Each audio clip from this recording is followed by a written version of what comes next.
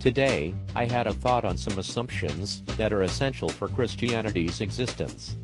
I would call these assumptions the pillars of the faith. According to the Oxford Pocket Dictionary and Thesaurus American Edition, assumption is a noun, which is defined as 1. Assuming 2. Accepting without proof 3. Arrogance and 4. Reception of the Virgin Mary bodily into heaven.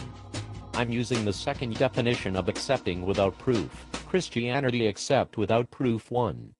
There is an afterlife. I don't mean our matter energy will be absorbed back into the ecosystem, but there will be a life after this one, that is similar to this one, but in a different realm more invisible to our senses. The second assumption is that Jesus of Nazareth, which Christianity believes, is the promised Messiah or Christ, physically rose from his death and afterward broke the laws of physics, and ascended up to heaven to the right hand of the Father, according to Luke 24 verse 51. Ironically, this is the only gospel that makes this claim, since Mark 16 verses 9 through 20 was not in the oldest reliable manuscripts, therefore we can disregard Mark's similar claim. This leads to the third assumption that heaven exists, which has conveniently turned into a realm invisible to our senses, but not according to the Bible. It was a place where Stephen saw Jesus, see Acts 7 verse 55, and where the people of Babel could build a tower to in Genesis 11.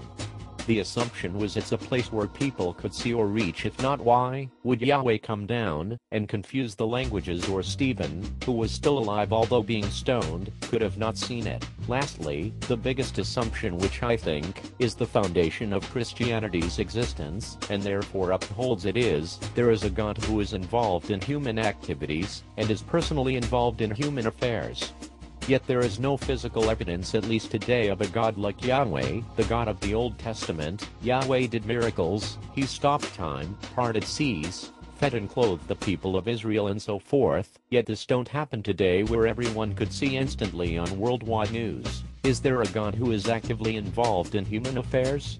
Think about this. Every hour approximately 1,042 children die, because on average 25,000 children die every day from hunger and hunger-related diseases.